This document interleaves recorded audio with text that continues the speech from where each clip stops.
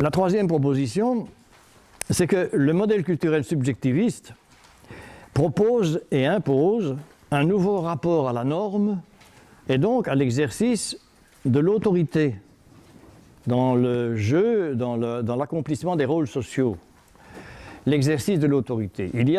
L'autorité, c'est, au fond, c'est la capacité d'un rôle social de dire à un autre rôle social comment ils doivent jouer leur rôle. Quelles sont leurs normes? Comment? Donc, avoir de l'autorité, c'est avoir la capacité d'imposer les normes d'un rôle social à un autre groupe d'individus. Les parents aux enfants, les profs aux élèves, etc. C'est cette capacité-là. Bon, eh bien, le rapport aux normes a changé, et ça, c'est essentiel. Là, on se rapproche de votre rôle, de votre travail, de votre profession. Le rapport au rôle a changé, aux normes. Alors, de nouveau, pour essayer d'être clair, le modèle culturel progressiste, le précédent, avait un rapport aux normes qui était caractérisé par, ou à l'autorité, qui était caractérisé par, à mon avis, 4 caractéristiques. 1, les normes étaient prescrites, c'est-à-dire qu'elles étaient là avant vous,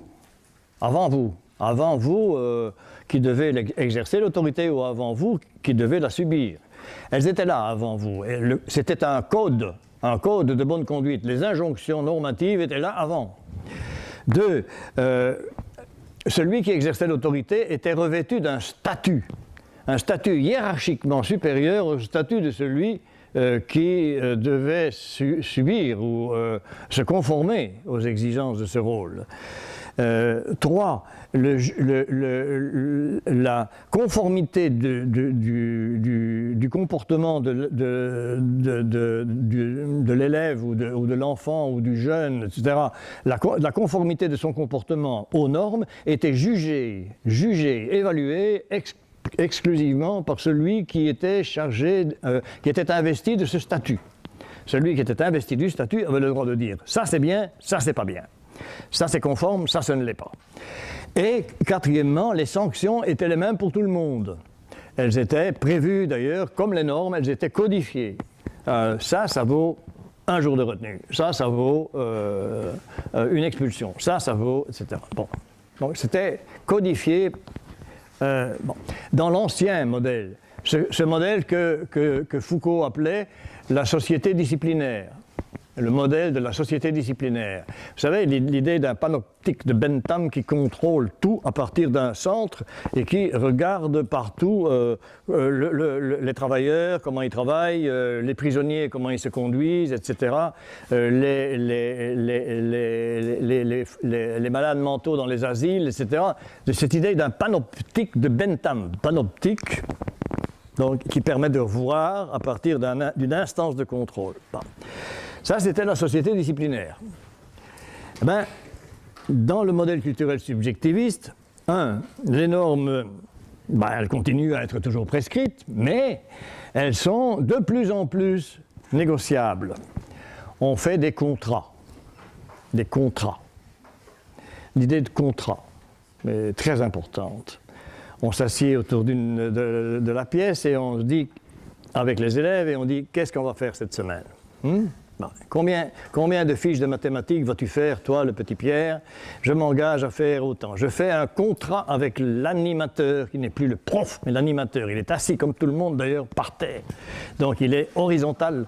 Il est à l'horizontale avec les autres. Et on décide ensemble de ce que l'on va faire cette semaine en mathématiques, en géographie, en physique, etc., etc. Bon. Bien. Donc on négocie, on fait des contrats. Deuxièmement, l'autorité statutaire, c'est terminé aussi. Enfin, elle est toujours là, bien sûr, mais elle se dégrade peu à peu et petit à petit, ça devient... Il faut justifier. Il faut dire pourquoi, il faut donner de bonnes explications, il faut donner de bonnes justifications. Pourquoi est-ce que les élèves ne peuvent pas prendre l'ascenseur? Essayez de trouver une raison, s'il vous plaît. C'est pas possible. Ben vous pouvez leur dire, c'est parce que les élèves sont jeunes et ils peuvent courir dans les escaliers. Les profs, alors que les jeunes profs courent dans les escaliers et que ce soit seuls les vieux profs qui puissent prendre l'ascenseur. Mais si vous dites que le critère c'est la constitution physique ou la capacité physique, alors que tout le monde, que ça soit applicable à tout le monde, et plus en fonction des statuts. Moi, je peux prendre l'ascenseur parce que je suis prof, et toi, tu ne peux pas parce que tu es élève. Non, mais alors, vous pourriez, j'en ai des dizaines d'exemples comme ça. Pourquoi est-ce qu'on ne peut pas mettre des casquettes au cours? Pourquoi est-ce qu'on ne peut pas fumer? Pourquoi est-ce qu'on ne peut pas mettre des jupettes et montrer son nombril? Pourquoi est-ce qu'on ne peut pas, etc., etc. Donc, les normes du règlement de l'école, elles ne sont pas faciles à justifier, et même, ça ne veut pas dire qu'elles sont mauvaises, ça veut dire que simplement elles ne sont pas justifiables. Vous ne pouvez pas expliquer à quelqu'un pourquoi on ne peut pas mettre ses coudes à table. Expliquez-moi un peu pourquoi, il n'y a pas aucune raison. Il n'y a aucune raison. Donc, si vous deviez trouver une justification, c'est fini, vous ne pouvez pas. Les normes doivent être justifiées. Enfin, l'autorité doit être justifiée. Le jugement n'est plus unilatéral. Avez-vous remarqué combien, depuis 30 ans, on évalue tout? Le concept d'évaluation. Même ici, vous allez devoir évaluer ce qu'a valu cette matinée ou cet après-midi. Même ici, on évalue tout. On évalue. Et les élèves évaluent les profs, tout le monde évalue tout le monde, l'autorité évalue les fonctionnaires dans les administrations publiques, enfin on évalue tout. Le concept d'évaluation n'a jamais été... Moi, on n'évaluait rien du tout quand j'avais 20 ans ou 25 ou 30. Ouais. Le mot a existé évidemment, mais il n'était pas appliqué à des dizaines de circonstances comme il l'est aujourd'hui. Aujourd'hui, il faut évaluer. Et donc, si la norme n'a pas été respectée, on évalue la situation, on s'assied, on dialogue, on discute autour de la table pour savoir qu'est-ce qui s'est passé, pourquoi ça s'est passé comme ça, qu'est-ce qu'il y a eu, qu'est-ce qui t'a pris de te conduire de cette manière-là. Et puis surtout, les sanctions ne sont plus égales, elles sont plus codifiées, elles sont négociées.